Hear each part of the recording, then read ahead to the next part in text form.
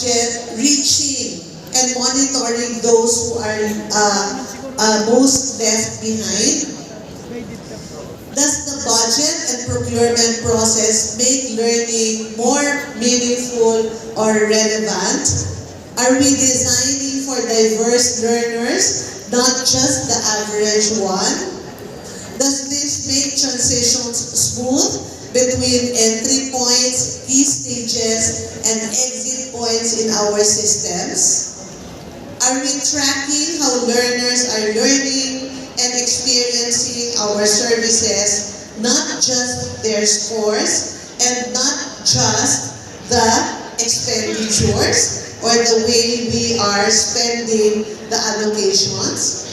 Does this help learners grow as whole persons, not just as students? Have we listened to learners' voices or experiences? Does this strengthen learners' love for learning and love for country? So as you can see on this slide, the questions and the message of the slide in general may be quite far from the budget or the procurement process topic. But in the end, perhaps the important message of this slide is to always remind ourselves that all that we are doing with whatever funds are available, all that we are doing in the procurement process, in a sense, in relation to the questions during the workshop, have to do with the ultimate purpose, which is really the welfare of our learners. In the next slide, we say that teachers are both facilitators and formators. And we ask, would the teachers say this help them do their best work? Whatever we provide the budget for, whatever activities are listed down for the year, do these really help the teachers do their best at work? Does this respect teachers' time and well-being? Does it help teachers focus on teaching rather than paperwork? Do we provide teachers with clear, coherent materials? And therefore, when we procure printing, when we procure materials, do we keep this in mind? No? That in the end, yes, cost is a consideration, but we want the teachers to have clear and coherent materials. Are we helping teachers grow both in skill and purpose as we send them to the different training programs and workshops? Does this reconnect teachers with the why of teaching? Are we still able to provide them the dignity based on our provisions from the budget?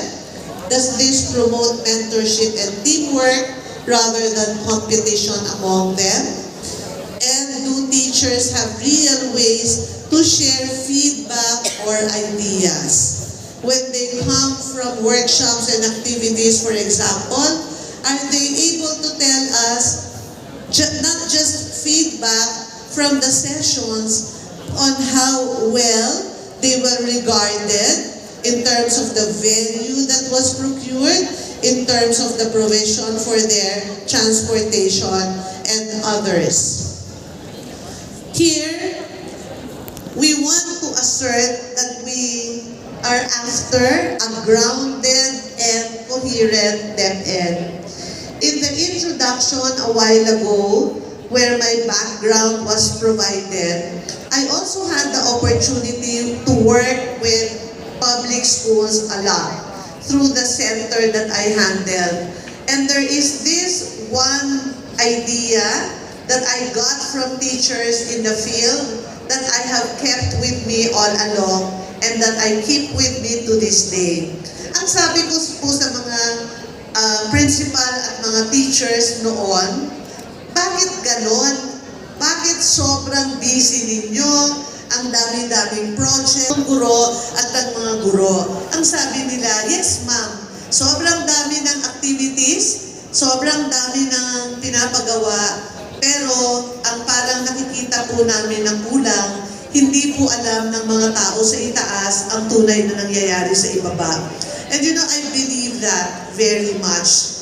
And so I think we must all exert effort that we are grounded, that we truly understand the context on the ground, and therefore do things as best as possible in response to their context, including the disbursement of budget and the allocation of the budget and the procurement processes.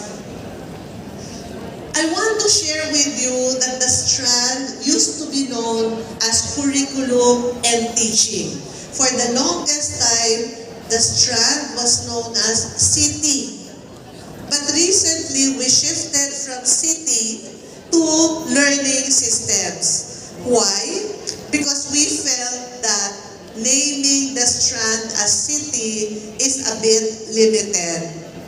We all know that instructional content and lesson delivery may be covered by city, but what we do in our schools is certainly beyond instructional content and delivery of lessons. What we are preoccupied with in our schools include, yes, the curriculum, yes, the pedagogy, but also materials, assessments, policies, support, and innovations. So that's the reason why we shifted from city to LS or learning systems. We also want to highlight the whole system approach.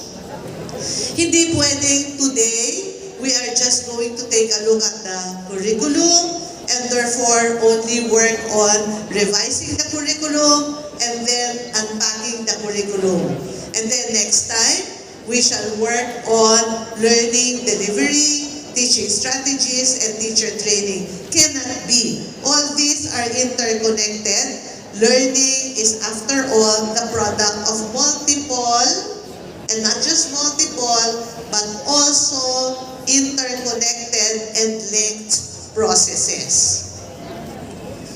We also want to say that we now want to emphasize what learners experience rather than what educators do. So really and truly, to be learner-centered rather than teacher-centered. We want to be focused on outcomes. I think as a DepEd system, we are already very good at outputs and measuring outputs. How many materials have been produced, how many textbooks have been procured and distributed, how many training sessions have been conducted, how many teachers have been trained. I think we're very, very good at tracking all these numbers. But as far as outcomes are concerned, what interventions really contributed to the increase in learning, maybe we still need to do a bit more in this area. There are issues related to this. It is not simple. But still, we want to be able to emphasize on learning outcomes. Also, but on a minor note, this is the way this particular strand or sector or section of the Department of Education or Ministry of Education is known elsewhere in the globe. It is really the language, learning systems. Alright. So let me go to that part now, which is related